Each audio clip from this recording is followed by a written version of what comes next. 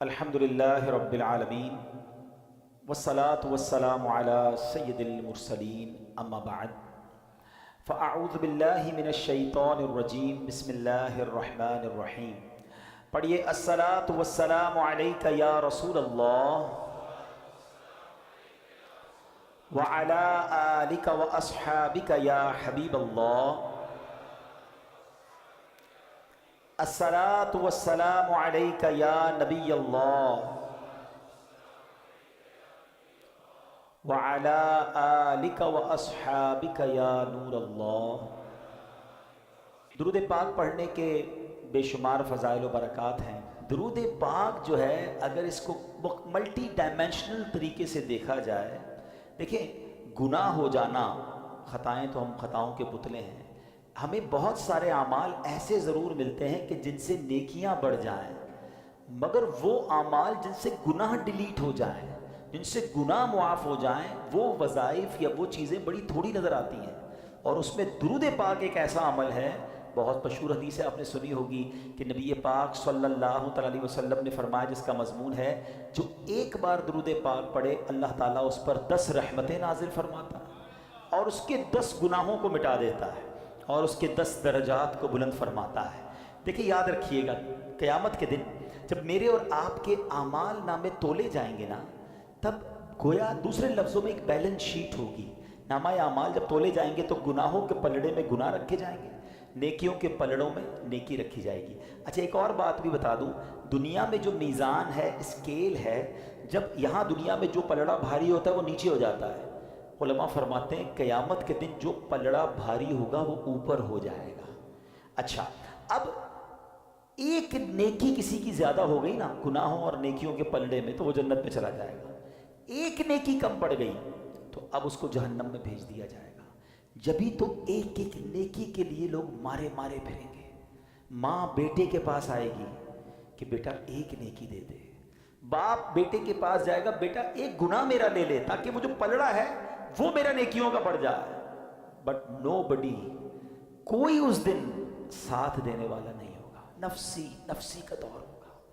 آج چھوٹی چھوٹی نیکیاں ہم چھوڑ رہے ہیں، یار نفلی ہے نا کوئی بات نہیں، درود پاک نہ پڑھیں کوئی مسئلہ نہیں، صلاۃ التسبیح پڑھ لی ٹھیک ہے، بہت ساری چیزیں واجبات نہیں ہیں، مگر یہ چھوٹی چھوٹی نیکیاں اس دن کاؤنٹ ہوں گی جس دن ہمیں ایک ایک نیکی کی ضرورت ہوگی۔ اور یہ درود کا کمال دیکھیں، ادھر نیکیاں بھی بڑھاتا ہے، ادھر گناہ بھی گھٹاتا ہے۔ ایک درود 10 نیکیاں بھی بڑھ گئی، 10 گناہ بھی کم ہو گئے، 10 درجے بھی بلند ہو گئے۔ کتنا آسان فارمولہ ہے گناہوں کو اپنے نامہ اعمال سے ریموو کرنے کا۔ تو پلیز عادت بنا لو کہ جب موقع، چنک آف ٹائمز، آج کل ایک فینومینا چل رہا ہے کہ جو چنک آف ٹائمز ہوتے ہیں، چھوٹے چھوٹے بریک ملتے ہیں، اس کو بھی یوز کریں۔ دنیا میں اب ایک اصطلاح چلتی ہے، ٹرمینالوجی چلتی ہے، یونیورسٹی آن ویل۔ بھائی روڈ پر بھی کچھ سیکھو، راستے میں جو ٹائم ضائع ہوتا ہے اس میں بھی کچھ سیکھنا ہے۔ لوگوں نے اپنے بس، اپنے ٹرین، اپنے ٹرام کے جو ٹائم ہے ڈیوٹی پر جانے آنے کے، ان آدھے گھنٹے، اس گھنٹے میں بھی کوئی نہ کوئی کلاس بک کر لی ہے، کوئی کتاب پڑھ لیتے ہیں، اور جو اس ٹائم میں انہوں نے پڑھا ہے اس پر کوئی یونیورسٹی کے ڈپلومہ حاصل کر لیتے ہیں۔ تو لوگ کہتے ہیں یہ تو چنک آف ٹائمز ہیں، پیسز آف ٹائم ہیں، اس کو بھی یوٹیلائز کریں۔ تو اگر یہی ذہن ہمارا بن جائے کہ ٹھیک ہے کہیں 5 منٹ مل گئے، کہیں 7 منٹ مل گئے، مثال کے طور پہ ہم کسی کے آفس پہ گئے، اس نے کہا ذرا 5-7 منٹ میں آتا ہوں، بیٹھیے گا، ہم کہتے ہیں کوئی بات نہیں آئیے۔ اب ہم کیا کرتے ہیں، موبائل نکالا اور گھمانا شروع کر دیا۔ وہ 7 کی جگہ 17 منٹ میں آیا، ہمیں کوئی مسئلہ نہیں ہے، ہمارے بہت کچھ ہے دیکھنے کے لیے۔ اب ان 17 منٹ میں پتہ نہیں کتنے گناہ دیکھے، کتنی فضول چیزیں دیکھی، بیکار باتیں۔ اگر مائنڈ سیٹ بنا ہوا ہونا، یار 7 منٹ میں تو سورہ یاسین پڑھ سکتا ہوں، یہ بریک ہے 7 منٹ کا، اس پہ مجھے 10 قرآن کا ثواب مل جائے گا۔ حضرت 1 منٹ ہولڈ رکھیے، فون پہ اگر کوئی کہتا ہے 1 منٹ ہولڈ رکھیے، اس 1 منٹ میں کچھ اور نہیں کر سکتا، ہولڈ ہی رکھنا ہے۔ اب اگر میوزک بج رہا ہے تو تھوڑا سا کان سے دور کر لوں، 3 بار سورہ اخلاص جو پڑھ لے اسے پورا قرآن پڑھنے کا ثواب ملتا ہے۔ 1 منٹ میں سورہ اخلاص پڑھ 3 بار پڑھ لی ہے۔ اچھا جناب ذرا ابھی آیا، ذرا تھوڑی دیر، تھوڑا سا انتظار کیجیے، جیب سے تسبیح نکالی، 25-30 بار درود پاک پڑھ لیا۔ اگر یہ ذہن بن جائے کہ زندگی میں وقت کو ضائع نہیں کرنا، جب تک میری اور آپ کی سانسیں باقی ہیں نا تب تک نیکیوں کا سیزن لگا ہوا ہے۔ जिस दिन सांसें बंद हो गई ना, उसके बाद बंदा अल्लाह से कहेगा मौला एक बार भेज दे, 2 रकत पढ़ लो, एक दुरूद पाक पढ़ लो, एक सजदा कर, फिर मौका नहीं मिलना।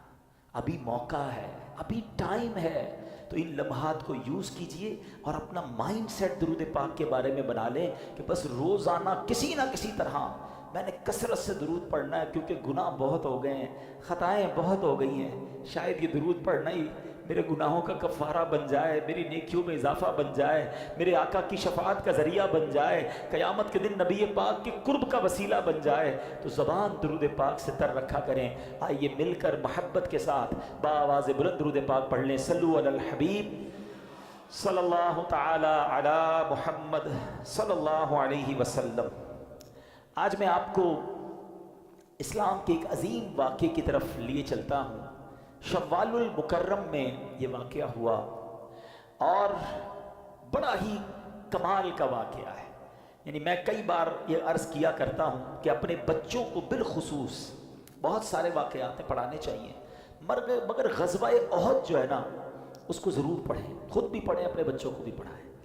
जितनी कुर्बानियाँ, जितनी यूँ समझिए कि जान निसारी की दास्तानें ग़ज़वा उहद में मिलती है ना, इतनी किसी और ग़ज़वे में नहीं मिलती। ग़ज़वा बदर में तो मुसलमानों को लड़ने का मौका ही नहीं मिला। अल्लाह पाक ने ऐसी मदद की कि फ़रिश्ते आ गए हैं, कुफ़ार को नेस्त व नाबूद कर दिया, और अल्लाह पाक ने ऐसी अजीम फ़तह नसीब फरमाई कि उस दिन को यौमुल फ़ुरक़ान कहा गया। लेकिन उहद के मैदान में ऐसा नहीं हुआ, वहाँ बड़ा डिज़ास्टर हुआ, बड़े बड़े सहाबा शहीद हुए, और उनमें सबसे बड़ा हादसा जो है वो सैयदुश शुहदा सैयदुना हम्ज़ा रज़ियल्लाहु ताला अन्हु। नबी पाक अलैहिस्सलातु वस्सलाम को उनसे बड़ी मोहब्बत, प्यारे आका उन्हें बहुत प्यार करते थे। अच्छा, हज़रत हम्ज़ा भी नबी पाक से बड़ी मोहब्बत करते। हज़रत हम्ज़ा का ईमान लाने का वाक़या भी बड़ा अजीब है। वो कहते हैं ना, मोहब्बत मुस्तफ़ा सल्लल्लाहु अलैहि वसल्लम ऐसी दिल में थी कि उस वजह से आप ईमान ले आए। अभी आप ईमान नहीं लाए थे। अबू जहल ने नबी पाक अलैहिस्सलातु वस्सलाम की बारगाह में गुस्ताखी की, बुरा भला कहा। जब हज़रत हम्ज़ा कहीं शिकार पे गए हुए थे, हाथ में तीर का मान भी था, वापस आए तो किसी ने कहा कि आपको पता है कि आपके भतीजे मोहम्मद सल्लल्लाहु अलैहि वसल्लम को अबू जहल ने बहुत बुरा भला कहा है।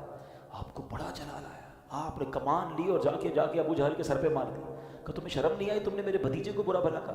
कहा ए हम्ज़ा, क्या तुम ईमान ले आए हो? कहाँ, समझ लो आज से मैं ईमान ले आया हूँ। बस नबी पाक की मोहब्बत ऐसी दिल में जा गुज़ी हुई कि आपने कलमा पढ़ा और आप ईमान ले आए। और उसके बाद यानी हज़रत हम्ज़ा ईमान लाए, राइट आफ्टर फ्यू डेज हज़रत उमर ईमान ले आए। ये दोनों जब ईमान ले आए ना, अब इस्लाम का नक्शा ही कुछ और हो गया। इस्लाम को वो उरूज मिला, मुसलमानों का जिगर इतना बड़ा हो गया, सीना इतना चौड़ा हो गया। हज़रत हम्ज़ा और हज़रत उमर जिस कौम के साथ हो, फिर दुश्मन की क्या मजाल है। आप दोनों कमाल की शख्सियत। अब हज़रत हम्ज़ा रज़ियल्लाहु तआला अन्हु ग़ज़वा उहद में शहीद कैसे हुए? हज़रत हम्ज़ा को शहीद करने का प्लान जो है वो वहशी नामी एक शख्स को दिया गया था। ये इसका आका था जुबैर। उसने वादा किया था कि अगर तुम इस जंग में हज़रत हम्ज़ा को शहीद कर दोगे तो मैं तुझे आज़ाद कर दूंगा। ग़ुलाम के लिए आज़ादी बहुत बड़ी चीज़ होती है। वो एक जगह जाके छुप गया, टारगेट रखा था कि किसी से नहीं लड़ना है, बस हज़रत हम्ज़ा को शहीद करना है। हज़रत हम्ज़ा जैसे ही उसके साथ करीब पहुँचे, उसने ताक कर एक नेज़ा मारा, वो आपकी नाफ में लगा, पुश्त से पार हो गया। हज़रत हम्ज़ा रज़ियल्लाहु तआला अन्हु तलवार लेकर उसकी तरफ बढ़े, मगर ज़ख्मों की ताब ना लाए और आप शहादत से सरफराज हुए। फिर आपकी लाश के साथ बड़ी बेहुरमती की गई, आपके जिस्म के टुकड़े निकाले गए, आपके कलेजे को चबाया गया, आपके आज़ा को यूँ समझिए कि बेहुरमती की गई।